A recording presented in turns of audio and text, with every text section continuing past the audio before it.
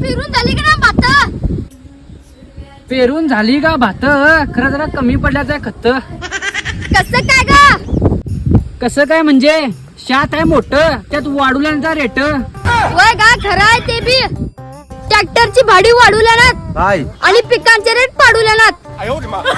होय का? काय करणार खरं, एल्ला दिवस हंबडतलं आणि रान येल्यावर भांगलतलं. बांगलूस बी आता 150 रुपये शन्ना मुलात बायका. होय आता त्यांचं आहे का? त्या बायका रोजगारातून सवाकल्यात आणि 150 रुपये शेतात देवा म्हटलं त्यांच्या कमरा वेळाकल्यात.